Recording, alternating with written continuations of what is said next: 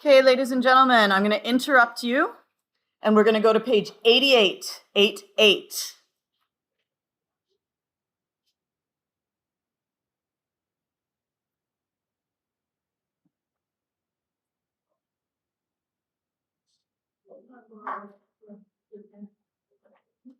Now, once again, I'm just going to let you know that if you're interested in doing some enriched stuff, you can go through and learn some of the naming of the carboxylic acids. If you did the organic naming back in Unit 4, it will make a fair bit of sense to you, but that is not required. Okay, so page 87 is also enriched. Okay? And so is this one here. But what we should all know, and you aren't going to have to write this down, but it really helps you understand how these carboxylic acids work, okay? Here's a Lewis structure. And we have in our organic acid, we have a hydrocarbon. So this is going to be C something, H something, okay, a hydrocarbon. It is going to be attached to a carbon.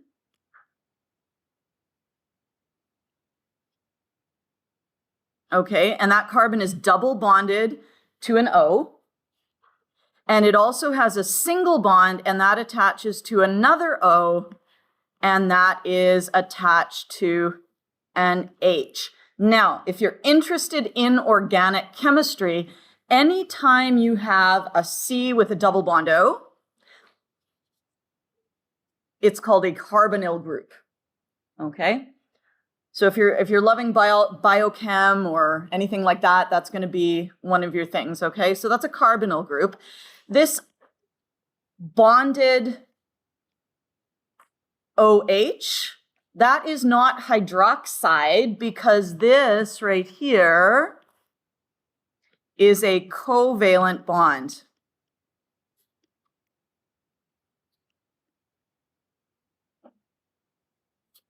Okay, it's not hydroxide. So instead of hydroxide, which is bonded ionically,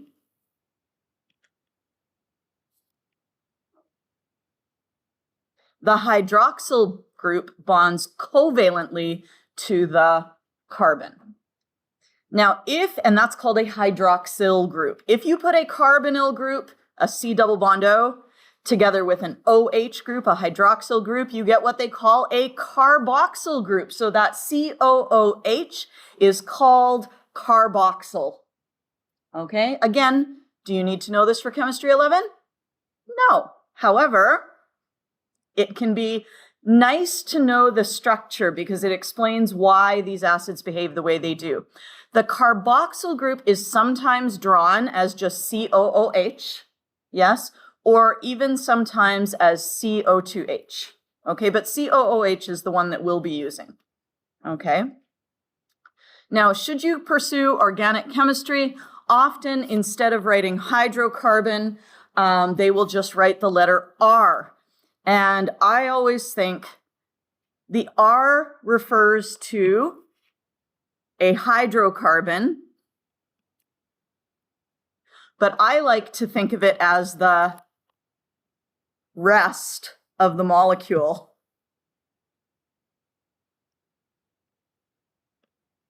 So if you ever see an R, the R stands for the rest of the molecule. Like there's some carbons and hydrogens and stuff, but we're not going to bother about them, okay? So that's what it looks like. That is our carboxylic acid.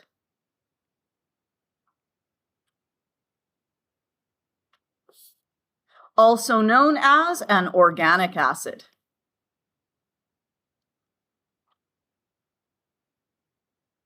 Now, how do these things become acidic? Well, it is this hydrogen here,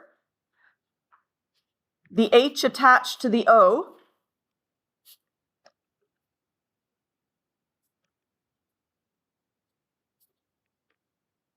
is the acidic hydrogen.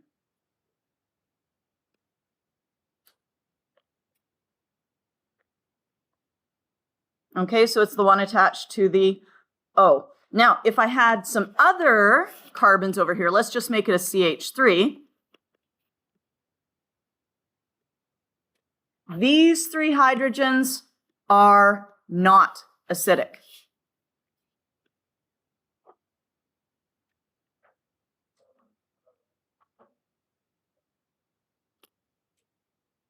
What does it mean to be acidic? It means that when the acid dissociates, that is the hydrogen that comes off. Okay?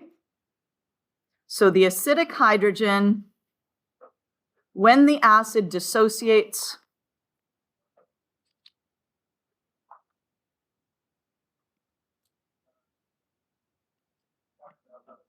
this is the hydrogen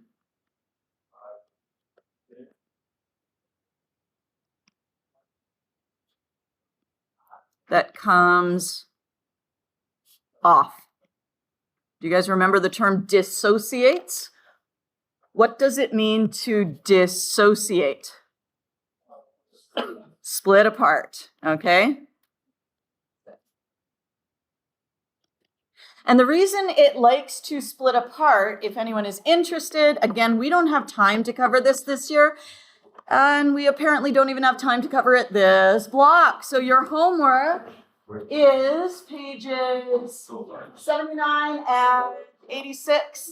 If you want to do the 80 through 85, you can do that. We'll finish up with the carboxylic acids next day.